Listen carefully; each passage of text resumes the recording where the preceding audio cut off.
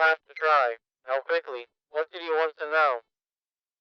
When the stable door closed, I found myself in utter darkness. I expected to walk out into the light of day, like I've read in books, or at least something like that.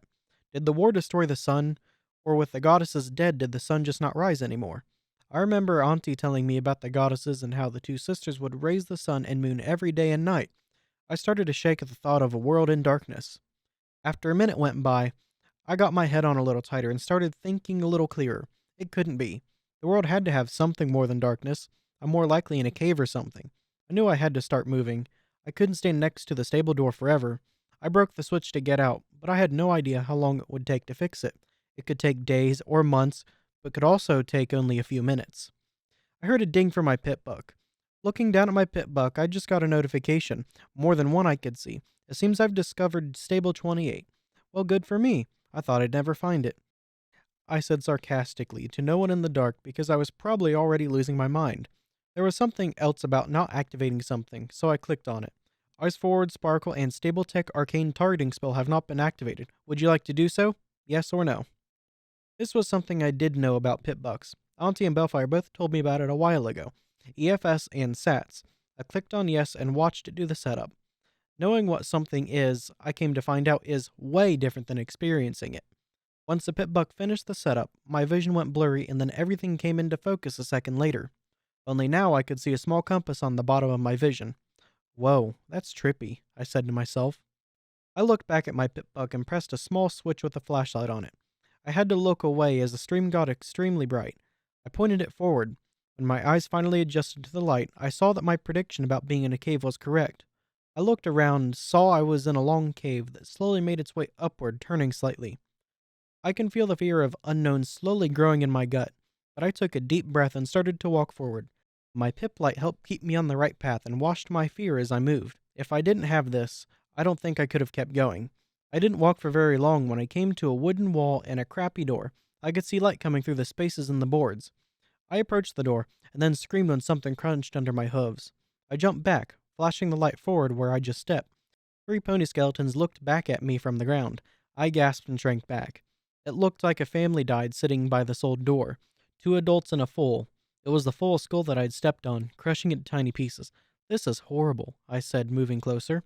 I'm sorry, I didn't mean to crush your head. Then under my breath I whispered, please don't haunt me. I sniffed and did my best not to cry. I couldn't cry. Not right now. I was still too close to the stable. Even with this horrible sight, I knew I had to push on. Crying wouldn't help me. It'd only get me caught. Carefully, I stepped around the bones of the family and pulled on the door. It rattled, but didn't open. I wonder why they'd lock a crappy door like this. I looked down and saw a rusty chain wrapped around the handle and one of the boards. They locked themselves in here? I said aloud. I looked back at them and saw a couple duffel bags next to them. One was open. Inside I could see a few things, so I decided to take a look to see if there was anything useful. It was mostly clothes and old food that spoiled a long time ago, but on the bottom of the bag I found a written note. I opened it and read, "The stable is closed. The alarm went off earlier today, right after we heard bombs go off. This far west we figured that we'd have time. Sugar just had to get a few more things. Figured we'd need them for life in the stable. We got here and saw the door was already sealed. We pounded on the door and begged them to let us in, but no pony responded. So we tried to go back home, but couldn't. The mega spells destroyed everything, and the radiation is making other ponies crazy. We chained the door so no one could get to us. The noises of other ponies kept our daughter from sleeping at all. She was so scared. We aren't going to make it. My daughter is only 5 years old. I wrote this note in case any pony ever finds us. We tried. We really tried, but we didn't make it. This will be our final resting place. This is Four-Leaf Clover, Sugar Cookie, and Dewdrop." I couldn't help crying now when I looked down at those old bones. They tried to get into Stable 28 when the mega spells went off, but they didn't make it in time. They knew they were going to die, and the last thing they did was leave a note, so somebody would know who they are. I can't imagine having to face something like that. I took the note, folded it in half, and slipped it in my saddlebag. My pip buck dinged, and looking down I saw in my inventory that I now had Clover's last words, under notes. I wondered how it knew what I had just put in my saddlebags. Putting the thought aside for now, I looked back at the door and started to work on the old lock. A few seconds later, I had it unlocked and pulled the chain off and opened the door. I walked out into the open space. I read about the upper world before, and I've seen pictures, but I never expected this. What I saw was nothing like what I've seen in my books. They showed the world as so full of color, the sun high in the sky, and one or two puffy clouds here and there. This world was gray, brown, and dead. Clouds filled the sky, only letting a small amount of light trickle down to the dead land around me. The landscape was worse. Dead trees were out in the distance, with only knotted branches poking out their trunks. I was on a small hill looking down into a valley, green mist floating close to the ground like the spooky fog in a horror novel. Under the mist were bones, lots of bones. Coming up the hill were a few dozen more skeletons. They looked as if they all tried to get to the door to the tunnel that led to the stable. The door was chained and must have been stronger and in better shape back then, keeping them from getting through. My pit buck dinged again, telling me I've just discovered Green Mist Valley. Well, that made sense, I guess. Wonder how many times it was going to do that. I kept moving, heading northeast like Auntie told me. As I walked through the silence, I wondered how any pony could live in a world like this. So many bodies, so much destruction, and not to mention the smell. It smelled like decay in poorly maintained bathrooms. When I stepped into the mist, my pit buck started to click. Slowly at first, but that grew faster as I went further. I looked down and saw the RADS meter moving up away from 0. Right now it was still in the green, so I ignored it. There wasn't any way I could get out of this area without going through here. I had no choice. I kept walking in the eerie green mist that seemed to cover the whole valley. So, I go northeast, she said. About a day or so travel. Wonder who I'll find there and if they'll be able to help me, I said to myself as I walked. When I reached the bottom of the hill, I found a slightly intact road. It went east to west. Figuring it should hook back and go to the town I was looking for, I started to follow it. I still found it a little strange that I hadn't run into any pony yet. From what I was told in the stable, the upper world still had ponies living in it. I mean, my mother and I came from up here. Now that I think about it, if we'd come to stable 28, how did we get into the tunnel with the door chained like it was? I guess for now, I'll just have to not think about it. For all I knew, there was another way into the cave that my mother either found or knew about. Maybe it was because the area I was in was just too irradiated to live in. Realizing the reality of my own thoughts, I started to walk faster to get out of the radiation. With my luck, if I stayed in the mist for too long, I'd grow another leg out of my stomach. I'd been walking for a couple hours, leaving the mist far behind. Hunger and thirst started to linger in my mouth and stomach. I hadn't seen any roadside restaurants or small settlements at all. I saw an overpassing bridge in the distance and decided to rest there. The bridge was barely holding together. It looked like if the wind blew too hard it'd collapse. Being the only place I could use for shelter, I went to go sit down under it. Suddenly from behind the bridge a pony jumped out screaming,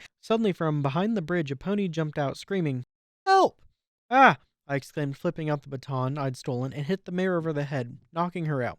The first sign of civilization in hours, and I knocked her out with a stick. Holstered on her hip was a pistol. If she woke up, she'd probably think I was trying to kill her or something, so I took it. I started shaking her, saying, "Hey, wake up. I didn't mean to hit you." What? Oh, goddesses. Help me. Those raiders are going to kill me," the strange mare said, terrified. She looked like she was half dead already.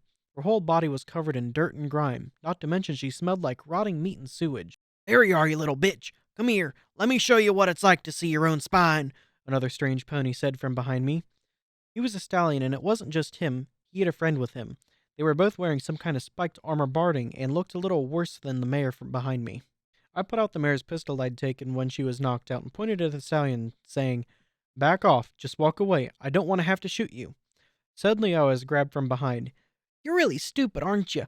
Shrapnel, help me hold her down. Splatter, cut off her horn so she can't use her magic," the mare said as she held on to me. She didn't sound so helpless now. "Sure thing, Ragebone," said the stallion she referred to as Splatter. The stallion started walking toward me with what looked like a machete in his mouth. I started to squirm and tried to escape the mare's grasp. He was getting closer. I couldn't imagine what they'd do to me after my horn was severed. He was right in front of me. In a panic, I wrapped the machete in my magic and started to rip it out of his mouth. When I tried to rip it away, it ended up spinning out of his mouth when he lost grip, and keeping its momentum, it dug into his neck. In their shock, I was able to wriggle one of my hooves free and hit the mare holding me, making her release her grip. The other stallion was holding down my back legs, but without the help of the mare, I was able to free myself and buck him in the face. I picked up the pistol that I dropped on the ground when I was restrained, and I shot him twice in the chest. The mare behind me recovered from the pain I inflicted on her and charged at me. I shot once aimlessly in her direction as she fell to the ground. "Take that, bitch!" I yelled, but she couldn't hear me. I'd shot her in the head, right in between the eyes. Lucky shot. I looked at her lifeless body, a little shaken, having nothing in my stomach to throw up. I started to dry heave. Still heaving, I started to back away from her body and fell to my haunches. I just killed 3 ponies. How could I have done this, without even thinking about it? I took the gun and threw it against the wall under the bridge and started to cry. As I sat there sobbing, I heard a wet choking sound from behind me. I quickly grabbed the gun once more and was ready to use it again when I noticed it was Splatter, the pony who ordered to cut off my horn. He was lying on the ground in a pool of blood, coughing and choking. End it. He struggled to utter out. Oh, goddesses, he's still alive, I said grudgingly to myself. He wanted me to shoot him and put him out of his misery. I aimed the gun at his head with my magic. I was about to pull the trigger, but I couldn't bring myself to kill another pony again. Not like this. I'm sorry. I can't do it, I said to him as he lay bleeding on the ground from the nasty gash in his neck. You bitch. He choked out. His words angered me somehow through my self-sorrow. Without even thinking, I threw the gun in front of him, saying, Do it yourself, you son of a bitch. I walked away and left him to his fate. I also left the gun with him, which I realized was a stupid decision since he was going to die anyway, even without shooting himself. A part of me wished I'd shot him and kept the gun, but another part of me respected my decision to leave him to his fate, even if I left the gun behind. I didn't get too far when I heard a loud bang. I just shook my head and kept going. Cowardly bastard, I said to myself. A couple more hours went by as I continued to walk slowly down the destroyed road. My throat was on fire now, either because of the lack of water or because of that bitch choking me. A mare I killed, along with those 2 stallions. I know it was to protect myself, but I've never killed any pony before. On the first day out of the stable, I ended up killing 3. The memory of Splatter, looking at me with the shock in his eyes, gasping for air and blood pooling around him. I couldn't take it, and I ran to the edge of the road and dry heaved some more. A little bile came up, but nothing else. I got dizzy and ended up sitting down. What am I going to do? I said to myself as I looked around the dry radiation-baked land. It was so hot out, even with the clouds covering the sun. All I wanted was to be back in my room, have a nice drink of water, and talk to my friends. As I sat there, a gunshot echoed in the distance. I jumped to my hooves and looked around. When I did, I heard voices coming from the same direction. What the hell, Blade? Do you want some pony to hear us? Came a rough stallion's voice. What? Whoever that pony that killed them is, they can't take all of us, came another stallion's voice. We don't know how many ponies killed them. Ragebone and Splatter were tough motherfuckers, and Shrapnel was pretty stupid, but he still knew how to fight. I don't feel like dying today because you gave away my position, the first stallion said. Sorry, boss. Couldn't help myself, said the second pony, called Blade. The voices sounded like they were getting closer, and they said something about those 3 that I killed earlier. That was over 2 hours ago. How did they find me? I started to panic, wishing I hadn't left that gun behind. All I had on me was a damn security baton. If you don't want those raiders to find you, I'd suggest you follow me, came a crackly metallic voice from behind me. I jumped and almost screamed, thinking the worst. I turned and looked up to see some kind of floating robotic bug hovering over my head. Did you just say that? I asked in a squeak of a voice. Do you see anybody else here? The voice came again. I'm not going to hurt you, but those raiders down the road will. I know you're the filly who killed their friends. Are they going to kill me? I asked with a whisper. If they find you, you'll wish they had. Now are you coming or not? The robot replied. The robobug didn't look dangerous, and I had no idea what I could do to hide from those ponies. So I looked up at him saying, If you can help me, then I'll go with you. Good. Now stay low and follow me. I did what I was told, ducking my head down while I followed him away from the road. Over the small hill and just out of sight was an old cottage. The walls didn't offer much protection with its large holes and one wall almost completely missing. How can I stay safe in there? I asked when we came up to the cottage. There's a small bomb shelter under the bed right inside. Raiders aren't that smart and won't think to look there, he replied. How do I know you're not leading me into a trap? I asked, still suspicious of the mysterious bug. You don't. You're just gonna have to trust me, he said, bobbing up and down. Trust a robot? You could be programmed to do anything for all I know. I responded, distrustful of the strange robot. Listen, I don't have time for this and neither do you. I'm not a robot. Well, not really.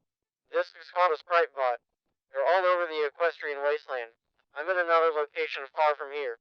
I can hack into them from time to time to watch what's going on in the waste. Every now and then, I help ponies like you if I'm able, he explained. So you're watching me from some location far away? That's really creepy, I said, tilting my head. Yes, and it's not what you think, he said, looking back at me again. I only have another minute or 2 before I'm kicked out of the spot, so I've got to tell you a couple things so you can survive. I knew that I shouldn't just trust this robot, but he did save me, at least so far. So I did my best to hold down my suspicions, saying, Okay, Fine, but I want you to answer a question or two of mine, I'll try, but let me tell you what I need first. he said, or at least I think it's a he. It's hard to tell with a metallic voice. Fine, go ahead, I said, feeling a little impatient. Once you're clear of those raiders, you should make your way to the closest settlement you can. Try to find yourself some kind of companion or make friends. The equestrian wasteland is a hard place to live in, and a filly fresh from the stable like yourself won't make it in this world without friends. Another thing is, never leave a good gun behind like you did back there. That was really stupid. A gun can make the difference between living or dying. Also, it can get some good caps if you sell it. Last thing, remember to watch out for things like raiders, slavers, or other monsters that live in the wasteland. And most of all, radiation or taint. The robot said. I had friends when I was in the stable, only two, but they were my whole world. I don't think I can make more friends like them, I said, wondering what he meant by caps and taint. You'll have to try. Now quickly, what did you want to know? I took a breath and said, I gotta find a town called Cartwheel. There's some pony there I'm supposed to meet up with. Also, you saw as a stable mare. I was wondering, about 8 years ago, did you see another pony leaving stable 28 like myself? If so, you know where she might have gone? He bobbed up and down for a moment and then said, I have no idea where stable 28 is. Nobody around here does. I only knew you were from a stable because of your barking and the way you acted when those raiders attacked you. As for Cartwheel, I could help you find it. Just remember to stay off the road. Raiders are always patrolling that road and will find you if you use it. I can do that. Where's Cartwheel? I asked. Here, I'll put a marker on your pip. He started to say, though his voice changed with a loud pop and fizzle noise. What was that? Are you okay? I asked. All of a sudden, a merry little tune floated out of the bot and it started to fly away. Hey, where are you going? I asked but didn't get an answer. The little bot just flew away, playing the delightful music. Shit. Now what do? I said to myself as I sat on the front porch of the broken down cottage. I heard something from up there, boss, came the voices of the raiders again. I think I can see the roof of a house. Maybe he's hiding up there. Fuck, I said as I moved inside the cottage to get out of sight. As the robot bug thing said, there was a small trap door under one of the beds. I lifted it up and moved down into the hole. When I closed the trap door, I saw there was a lock on it. I locked it, then slowly moved down into the small, dark hole. It wasn't very deep. The ground was only a couple meters down the ladder. When I got to the bottom, I turned on my pip light and looked around. There was a terminal on a desk in one corner, a bed in the other, and some cans of food and fresh-looking water. I ran right over to the shelf and drank one of the bottles, ignoring my pip buck as it clicked slightly. At the moment, I was so thirsty I didn't care if it was irradiated or not. There was a loud noise from above me. It sounded like the door of the shack just got kicked in. Voices soon followed. Doesn't look like he's in here, Blade said. Search it anyway. I want the pony that killed our comrades dead, the one Blade called Boss said. Why do you care so much, Boss? Blade asked. I heard a hoof hitting flesh. Because, unlike you, most of my ponies are tough fighters. I want to know how one of them were killed so quickly. They were only a few minutes ahead of us when the shots went off. I don't know how one pony could get away so fast. Sorry, boss, but it looks like he's gone. What if he left the road? Blade asked. No pony would leave the road in this area. There are bloodwings and other monsters around here. Not many ponies can survive for too long, the boss pony replied. What if it was the Steel Rangers? Blade asked, sounding terrified. No, if it was them, we'd know. This was a single pony. He got lucky was all and somehow got the jump on them. I have a feeling he can't be too far. I'm gonna go rejoin the rest back at the road and continue toward the camp. I want you to stay here in case he comes back this way. Keep an eye out and stay off the buck while you do. I can't have you passing out or going nuts while you're here. You hear me? The boss pony replied. By myself? Blade asked. Yes. I'll come check on you tomorrow night. I have to make sure things with the slavers go okay tomorrow. I won't get cheated like last time, the boss pony explained with anger. I could hear his hoofsteps fading away as he left. After a few minutes went by, I heard Blade mutter, Do this, Blade. Don't take drugs, Blade. Why do I always get the shitty jobs?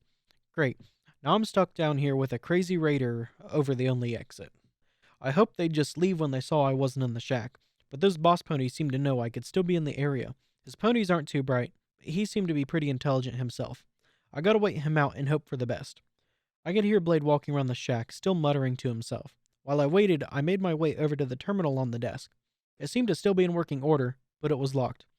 Well, I got nothing better to do. Might as well see if I can crack it, I said very quietly. So I went to work. I popped my Pip-Buck's cord into the terminal. That seemed to help bypass the need for a username, but it popped up a few different possible passwords. I tried one, but it failed, saying 0 of the characters matched. I tried again, this time getting 2 of the 5. I tried another, and boom, I was in. That wasn't too bad, I said quietly again as a few messages came up on the screen. Curiosity piqued, I clicked the first one. Dear Diary, I talked to Silverhoof again today when I was in town. He's such a handsome stallion and so dashing in his military uniform. He asked me if I'd be willing to go on a date with him. I'm so excited. I hope Mother and Father will be okay with it. They're afraid of this war, and Father spends all of his time in this bunker thinking it'll be safe if the zebras attack here. He doesn't trust ponies from the royal army, but he doesn't know Silverhoof like I do. I'll have to talk to Mother first, I think, and tell her how I feel. She'll understand, I'm sure. Oh my gosh, this is so exciting. I can't wait for this date. I'll update this more when I can. Pink Rose.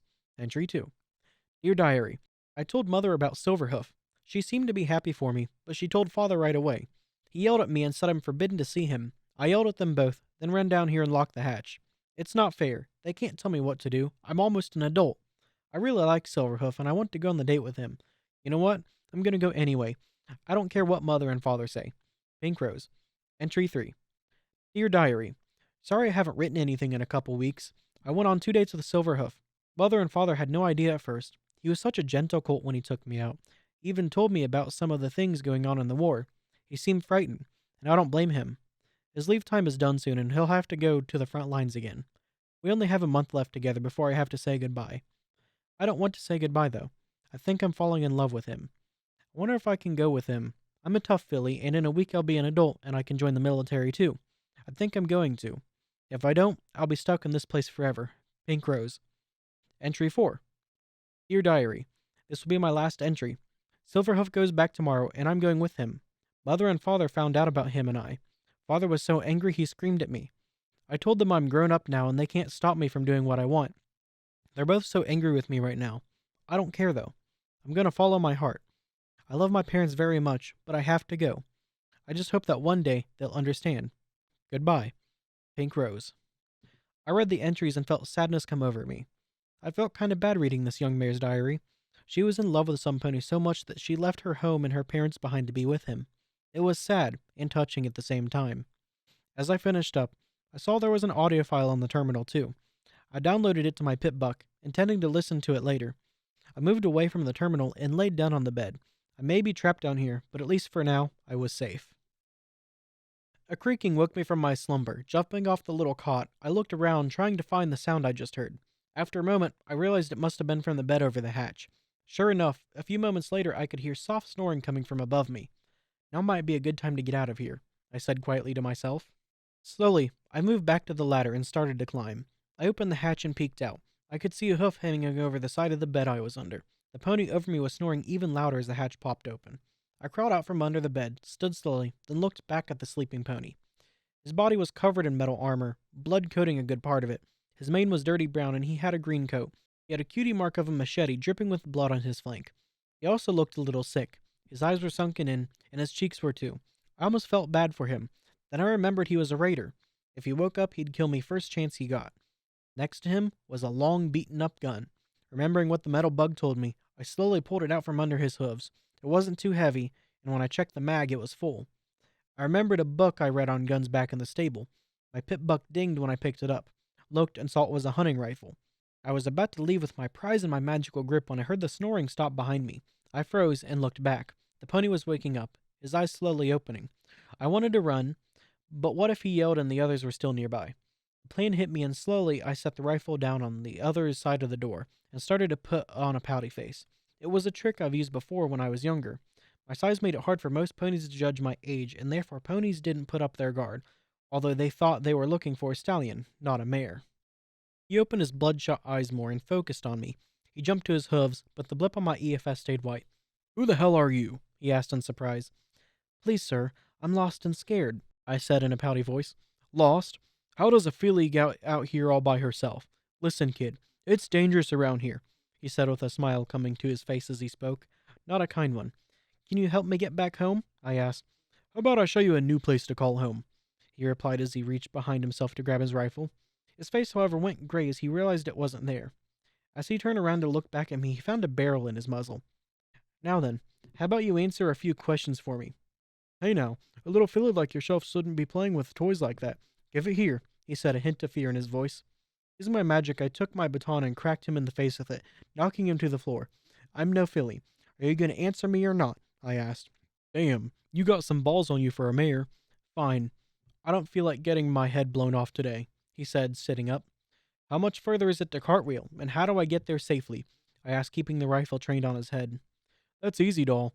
It's only a couple hours from here along the main road there. As for Safeway, sorry I can't help you there. The road is the only way into town from this side, he replied.